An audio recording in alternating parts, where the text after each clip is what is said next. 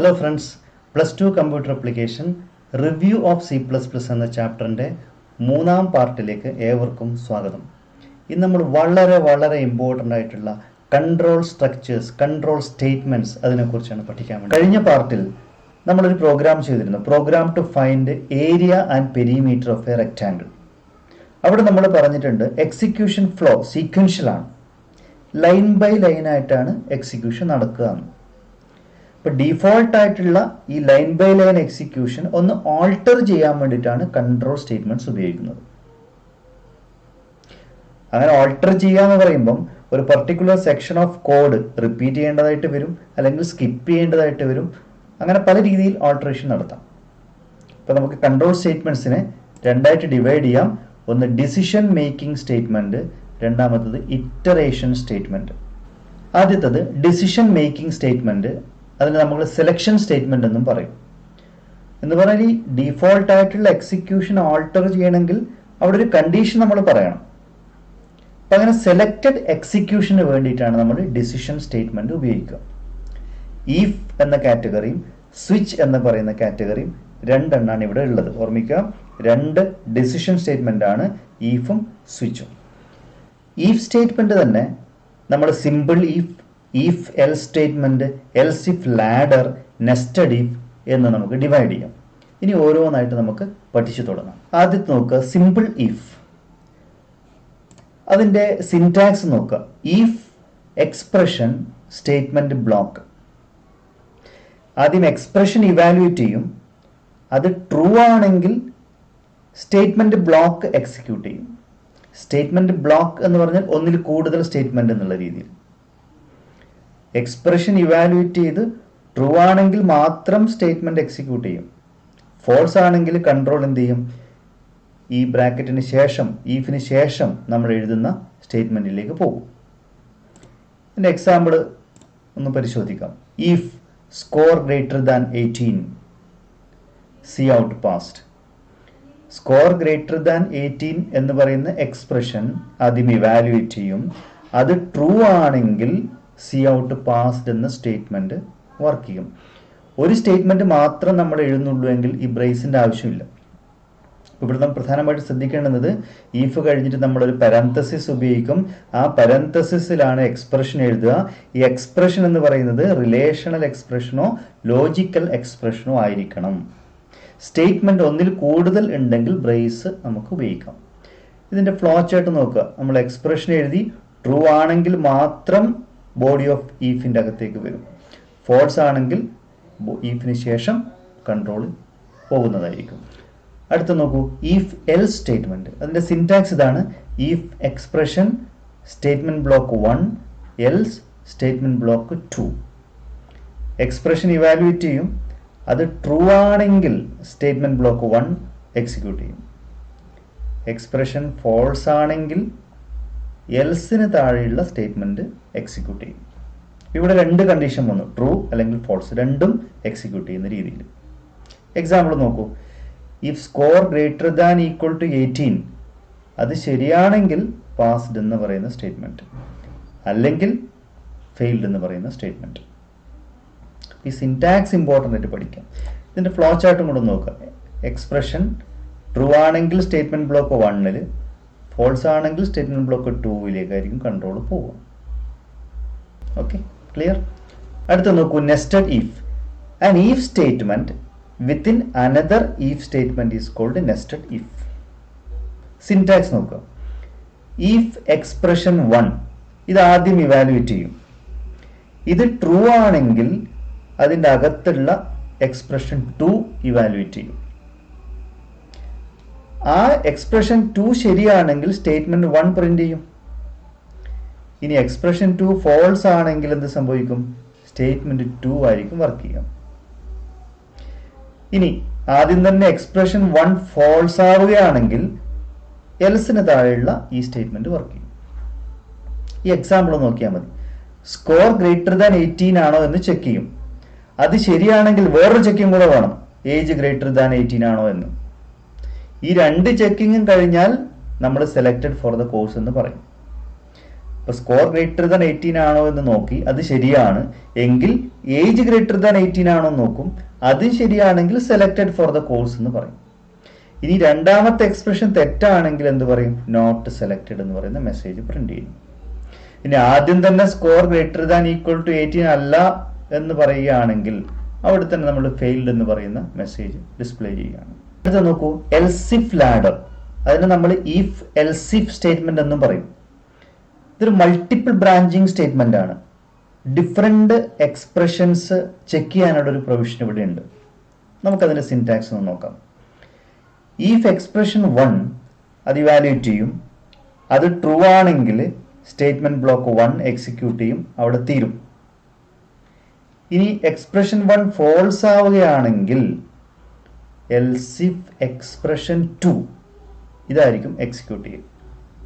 അത് ഇവാലുവേറ്റ് ചെയ്തിട്ട് അത് ശരിയാണെങ്കിൽ സ്റ്റേറ്റ്മെന്റ് ബ്ലോക്ക് 2 പ്രിന്റ് ചെയ്യും, അവിടെ തീരും. ഇനി രണ്ടാമത്തെ എക്സ്പ്രഷനും ഫോൾസ് ആവുകയാണെങ്കിൽ എൽസിഫ് എക്സ്പ്രഷൻ 3 മൂന്നാമത്തെ എക്സ്പ്രഷൻ ഇവാലുവേറ്റ് ചെയ്യും, അത് ശരിയാണെങ്കിൽ മൂന്നാമത്തെ സ്റ്റേറ്റ്മെന്റ് ആയിരിക്കും പ്രിന്റ് ചെയ്യുക. അങ്ങനെ എത്ര എക്സ്പ്രഷൻസ് വേണമെങ്കിലും നമുക്ക് എഴുതാം. ഇനി ഈ പറഞ്ഞ ഒരു എക്സ്പ്രഷനും ശരിയാകുന്നില്ല എങ്കിൽ എൽസിന് താഴെയുള്ള സ്റ്റേറ്റ്മെന്റ് നമുക്ക് പ്രിന്റ് ചെയ്യിപ്പിക്കാം. ഇതാണ് ഇതിന്റെ വർക്കിംഗ്. എൽസിഫ് ലാഡർ, ഇഫ് എൽസിഫ് സ്റ്റേറ്റ്മെന്റ് എന്നും പറയാം. മൾട്ടി ബ്രാഞ്ചിങ് എന്ന് പറയുന്ന ഒരു പ്രൊവിഷൻ ഇവിടെ ഉണ്ട്. ഇനി നമുക്കൊരു പ്രോഗ്രാം ചെയ്യാം. Program to check whether the given number is even or odd. നമുക്ക് എഴുതി തുടങ്ങാം. Hash include IOStream using namespace std int main function. Okay, നമ്മൾ ഒരു നമ്പർ ഓഡാണോ ഈവൺ ആണോ എന്ന് ചെക്ക് ചെയ്യാൻ പോവുകയാണ്. സ്വാഭാവികമായിട്ടും കീബോർഡ് വഴി ആ നമ്പർ നമ്മൾ റീഡ് ചെയ്യണം. അതിനുവേണ്ടി ഒരു വാരിയബിൾ നമുക്ക് സ്റ്റോർ ചെയ്യാം, ഡിക്ലെയർ ചെയ്യാം, ഇൻറ്റ് NUM. ഇപ്പം NUM എന്ന് പറയുന്ന വാരിയബിളിലേക്കാണ് നമ്മൾ കൊടുക്കുന്ന നമ്പർ സ്റ്റോർ ആവുക. വാരിയബിൾ ഡിക്ലറേഷൻ കഴിഞ്ഞു. ഇനി നമ്മൾ കീബോർഡ് വഴി വാല്യൂ റീഡ് ചെയ്യാൻ വേണ്ടി ഒരു സ്റ്റേറ്റ്മെന്റ് കൊടുക്കുകയാണ്. Enter a number, cin number. നമ്മൾ കീബോർഡ് വഴി വാല്യൂ കൊടുത്തു, അത് എവിടത്തേക്ക് പോയി? NUM പോയി. ഇനി ചെക്കിംഗ് ആണ്. എന്തെന്ന് ചെക്ക് ചെയ്യുന്നത്? ഈ നമ്പർ ഓഡാണോ ഈവൺ ആണോ എന്ന് ചെക്ക് ചെയ്യണം. അതിന് ലോജിക്ക് എന്താ? നമ്മുടെ നമ്പറിനെ 2 കൊണ്ട് ഡിവൈഡ് ചെയ്താൽ കിട്ടുന്ന റിമൈൻഡർ 0 ആണെങ്കിൽ നമ്മൾ അതിന് ഈവൺ എന്ന് പറയും, 0 അല്ലെങ്കിൽ അതിന് ഓഡ് എന്ന് പറയും. If number mod 2 equal to 0 number is even, else number is odd. ഇത്രയേ ഉള്ളൂ. നമ്പറിനെ 2 കൊണ്ട് ഡിവൈഡ് ചെയ്തു, കിട്ടുന്ന ശിഷ്ടം 0 ആണോ എന്ന് ചെക്ക് ചെയ്യാണ്. അപ്പോൾ അതാണെങ്കിൽ ഈവൺ എന്നും അല്ലെങ്കിൽ ഓഡ് എന്നും പറയും. ഇഫ് എൽസ് എന്ന് പറയുന്ന കൺസ്ട്രക്ട് ഉപയോഗിച്ച് എഴുതിയിരിക്കുന്ന ഒരു സിമ്പിൾ പ്രോഗ്രാമാണിത്. റിട്ടേൺ 0, ക്ലോസ് ചെയ്യും. ഓക്കെ, അടുത്തൊരു പ്രോഗ്രാം നോക്കുക. To check whether the character is upper case, lower case, digit or other characters. Hash include IOStream using namespace std int main function. നോക്കൂ, check whether the character is uppercase, lowercase, digit or other characters. നമ്മളൊരു ക്യാരക്ടറാണ് input ചെയ്യുന്നത്. അതുകൊണ്ട് നമ്മൾ variable declaration CHAR type ഉപയോഗിച്ച് ചെയ്യുന്നു.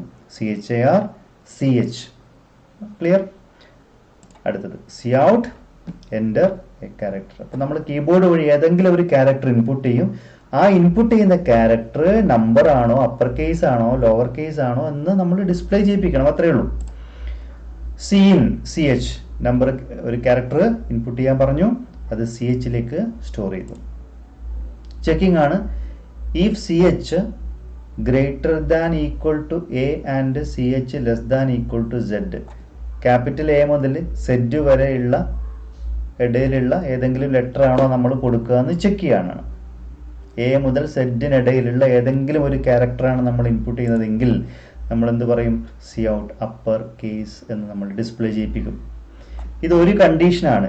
ഇനി വേറൊരു കണ്ടീഷൻ പറയുകയാണ്. Else if CH greater than equal to small letter A and CH less than equal to Z. Small letter എക്കും സെഡിനും ഇടയിലുള്ള ഏതെങ്കിലും ഒരു ക്യാരക്ടർ ആണോ നമ്മൾ ഇൻപുട്ട് ചെയ്യുന്നത് എന്ന് ചെക്ക് ചെയ്യണം. അങ്ങനെയാണെങ്കിൽ നമ്മൾ പറയും Cout ലോവർ കേസ്. ഇവിടെ നോക്കൂ, ഈഫ് ഒരു എക്സ്പ്രഷൻ എഴുതി, എൽസിഫ് വേറൊരു എക്സ്പ്രഷൻ എഴുതി. ഇനി എൽസിഫ് മൂന്നാമത്തെ എക്സ്പ്രഷനാണ് CH greater than equal to 0 and CH less than equal to 9. 0ക്കും 9നും ഇടയിലുള്ള ഒരു നമ്പറാണോ നമ്മൾ ഇൻപുട്ട് ചെയ്യുന്നതാണ് നോക്കുക. അങ്ങനെയാണ് നമ്മൾ പറയും സി ഔട്ട് ഡിജിറ്റ് എന്ന് പ്രിന്റ് ചെയ്യും. ഇനി ഈ പറഞ്ഞ കാര്യങ്ങളൊന്നും അല്ല എങ്കിൽ, അപ്പർ കേസും അല്ല ലോവർ കേസും അല്ല ഡിജിറ്റും അല്ല എങ്കിൽ അതെന്തായിരിക്കും? അതൊരു സ്പെഷ്യൽ ക്യാരക്ടർ അല്ലെങ്കിൽ അതർ ക്യാരക്ടേഴ്സ് നമുക്ക് പറയാം. നമ്മൾ എഴുതും else C out other characters. ഇപ്പോൾ ഇവിടെ നോക്കൂ, ഈഫ് എക്സ്പ്രഷൻ 1, എൽസിഫ് എക്സ്പ്രഷൻ 2, എൽസിഫ് എക്സ്പ്രഷൻ 3, ആ രീതിയിലാണ് പോകുന്നത്. ഇതൊന്നും അല്ലെങ്കിൽ അതർ ക്യാരക്ടേഴ്സ്. ഇപ്പോൾ ഒരു സ്റ്റെപ്പ് ബൈ സ്റ്റെപ്പ് ആയിട്ടാണ് ഇതിൻ്റെ കാര്യങ്ങൾ കാണുന്നത് അല്ലേ. അതുകൊണ്ടാണ് നമ്മൾ ലാഡർ എന്ന് പറയുന്ന ഒരു ടേം ഇവിടെ ഉപയോഗിച്ചത്. ഇപ്പോൾ റിട്ടേൺ 0 എഴുതി ബ്രാക്കറ്റ് ക്ലോസ് ചെയ്തു. ഇപ്പോൾ മൾട്ടി ബ്രാഞ്ചിങ്ങിന് പ്രൊവിഷനുള്ള ഒരു കൺസ്ട്രക്റ്റ് ആണ് ഈഫ് എൽസിഫ് ലാഡർ എന്ന് ഓർമ്മിക്കും. ഡിസിഷൻ സ്റ്റേറ്റ്മെൻറ്റിൻ്റെ 2 കാറ്റഗറി പറഞ്ഞു, ഈഫും സ്വിച്ചും. അതിൽ ഈഫിൻ്റെ 4 ഫോംസ് നമ്മൾ പറഞ്ഞു കഴിഞ്ഞു. ഇനി സ്വിച്ച് നോക്കുക. ഇതും ഒരു മൾട്ടി ബ്രാഞ്ചിങ് ഫെസിലിറ്റി പ്രൊവൈഡ് ചെയ്യുന്ന കൺസ്ട്രക്റ്റാണ്. ഈഫ് എൽസിഫ് ലാഡറും മൾട്ടി ബ്രാഞ്ചിങ് ആണ്, സ്വിച്ചും മൾട്ടി ബ്രാഞ്ചിങ് ഫെസിലിറ്റി പ്രൊവൈഡ് ചെയ്യുന്നുണ്ട്. പക്ഷേ ഇവിടെ നമുക്ക് ഇക്വാലിറ്റി ചെക്കിങ് മാത്രമേ ചെയ്യാൻ പറ്റുള്ളൂ. അതുകൊണ്ട് തന്നെ എല്ലാ സ്വിച്ച് കൺസ്ട്രക്റ്റും നമുക്ക് ഈഫ് എൽസിഫിലേക്ക് കൺവേർട്ട് ചെയ്യാം. പക്ഷേ എല്ലാ ഈഫ് എൽസിഫ് സ്റ്റേറ്റ്മെൻറ്റ്സും സ്വിച്ചിലോട്ട് കൺവേർട്ട് ചെയ്യാൻ പറ്റില്ല. അപ്പോൾ ഇതിൻ്റെ സിൻറ്റാക്സ് നോക്കുക. Switch expression case constant 1 statement 1 break, case constant 2 statement 2 break, case constant 3 statement 3 break. അങ്ങനെ എത്ര കേസ് വേണമെങ്കിലും എഴുതാം. Default statement n. ഇവിടെ എക്സ്പ്രഷൻ ഇവാലുവേറ്റ് ചെയ്യും. ആ എക്സ്പ്രഷന് ഈ കേസിൽ കൊടുത്തിരിക്കുന്ന കോൺസ്റ്റന്റ്, അത് ഇൻറ്റിജർ കോൺസ്റ്റന്റ് ആവാം, ക്യാരക്ടർ കോൺസ്റ്റന്റ് ആവാം, ഇത് മാച്ച് ചെയ്യുന്നുണ്ടോ എന്നാണ് നോക്കും. അപ്പം ആദ്യത്തെ കേസ് കോൺസ്റ്റന്റ് എക്സ്പ്രഷനുമായിട്ട് മാച്ച് ചെയ്യുന്നുണ്ടെങ്കിൽ സ്റ്റേറ്റ്മെന്റ് 1 പ്രിന്റ് ചെയ്യും, അവിടെ ബ്രേക്ക് ചെയ്യും. ബ്രേക്ക് ചെയ്യാൻ മീൻസ് ഈ ലൂപ്പിൽ നിന്ന് പുറത്തേക്ക് പോകും. ഇനി ആദ്യത്തെ കേസ് മാച്ചിങ് ഇല്ല എങ്കിൽ രണ്ടാമത്തെ കോൺസ്റ്റന്റ് എക്സ്പ്രഷനുമായിട്ട് മാച്ച് ചെയ്യുന്നുണ്ടെന്ന് നോക്കും. അത് മാച്ചിങ് ആണെങ്കിൽ സ്റ്റേറ്റ്മെന്റ് 2 ആയിരിക്കും പ്രിന്റ് ചെയ്യുക, ബ്രേക്ക് ചെയ്യും. അങ്ങനെ എത്ര കേസ് ഉണ്ടോ അതൊക്കെ ചെക്ക് ചെയ്തിട്ട് ഒന്നും മാച്ചിങ് നടക്കുന്നില്ല എങ്കിൽ നമ്മൾ ഡീഫോൾട്ട് ആയിട്ടുള്ള എഴുതിയ സ്റ്റേറ്റ്മെന്റ് ആയിരിക്കും പ്രിന്റ് ചെയ്യുക. ഈ ഡീഫോൾട്ട് എന്ന് പറയുന്നത് ഓപ്ഷണലാണ്. നമ്മളിത് എഴുതുന്നില്ല എങ്കിൽ ഒരു പ്രത്യേകിച്ച് ആക്ഷൻ ഒന്നും അവിടെ നടക്കില്ല, നേരെ ലൂപ്പിന് പുറത്തേക്ക് കൺട്രോൾ പോകും, അത്രയേ ഉള്ളൂ. ഇത് ഉപയോഗിച്ച് നമുക്കൊരു പ്രോഗ്രാം എഴുതാം. To display the day of week using switch statement. Header ഫയൽസും കാര്യങ്ങളൊക്കെ നമ്മൾ എഴുതി. ഡേ എന്ന് പറയുന്ന ഒരു വാരിയബിൾ ഇൻറ്റിജർ ടൈപ്പിൽ ഡിക്ലെയർ ചെയ്തു. നമ്മളൊരു നമ്പറാണ് കൊടുക്കുക, ആ നമ്പർ ഏത് ഡേ ആണ് എന്ന് പ്രിന്റ് ചെയ്യിപ്പിച്ചാൽ മതി. എൻ്റർ എ നമ്പർ, ഡേയിലേക്ക് അത് സ്റ്റോർ ചെയ്തു. സ്വിച്ച് ഡേ, ഈ ഡേ എന്ന് പറയുന്നതാണ് എക്സ്പ്രഷൻ. ഇപ്പം നമ്മൾ കൊടുക്കുന്നത് ഡേ, അതാണ് എക്സ്പ്രഷനായിട്ട് വരുന്നത്. ഇനി ആ വാല്യൂ ചെക്ക് ചെയ്യാണ്. കേസ് കോൺസ്റ്റന്റ് 1 എന്ന് പറയുന്നതാണോ ഡേയുടെ വാല്യൂ? അങ്ങനെയാണെങ്കിൽ സൺഡേ എന്ന് പ്രിന്റ് ചെയ്യും, അവിടെ ബ്രേക്ക് ചെയ്യും. ഇനി അതല്ല എങ്കിൽ 2 നോക്കും, 3 നോക്കും, അങ്ങനെ ഡിഫറെൻ്റ് കേസിലുള്ള വാല്യൂ ഇങ്ങനെ ചെക്ക് ചെയ്ത് പോവാണ്. നോക്കൂ, കേസ് 7 ആണോ ഡേയുടെ വാല്യൂ എന്ന് ചെക്ക് ചെയ്യാണ്. അങ്ങനെ ആണെങ്കിൽ സാറ്റർഡേ എന്ന് പ്രിന്റ് ചെയ്യും. അങ്ങനെ ഈ ചെക്കിംഗ് ഒക്കെ കഴിഞ്ഞു. ഇതൊന്നുമല്ല എങ്കിൽ നമ്മൾ ഡീഫോൾട്ട് കേസ് എഴുതും. Default C out invalid day. അപ്പോൾ ആദ്യം 1 ആണോ നോക്കും, അല്ലെങ്കിൽ 2 ആണോ നോക്കും, അല്ലെങ്കിൽ 3 ആണോ നോക്കും. അങ്ങനെ നോക്കി അവസാനം ഒന്നും അല്ലെങ്കിൽ ഇൻവാലിഡ് എന്ന് എഴുതി പ്രോഗ്രാം അവസാനിപ്പിക്കും. ഡീഫോൾട്ട് ഓപ്ഷനിലാണെന്ന് പറഞ്ഞു. ഇത് നമ്മൾ എഴുതുന്നില്ല എങ്കിലും ഇതൊക്കെ ഫോൾസ് ആവുകയാണെങ്കിൽ എന്ത് സംഭവിക്കും? ഈ കൺസ്ട്രക്റ്റിൻ്റെ അവസാനത്തേക്ക് കൺട്രോൾ വരും എന്നേ ഉള്ളൂ. ഇതാണ് സ്വിച്ച് ഉപയോഗിച്ചിട്ടുള്ളൊരു പ്രോഗ്രാം. ഇനി നമുക്ക് ഈ സ്വിച്ചും ഈഫ് എൽസിഫും തമ്മിലുള്ള പ്രധാന ഡിഫറൻസ് ഒന്ന് നോക്കാം. നമ്മൾ പറഞ്ഞു രണ്ടും മൾട്ടിപ്പിൾ ബ്രാഞ്ചിങ് ഫെസിലിറ്റി ഉണ്ടെന്ന് പറഞ്ഞു. സ്വിച്ചിൻ്റെ കേസിൽ ഇക്വാലിറ്റി കണ്ടീഷൻ മാത്രമേ പറ്റുള്ളൂ.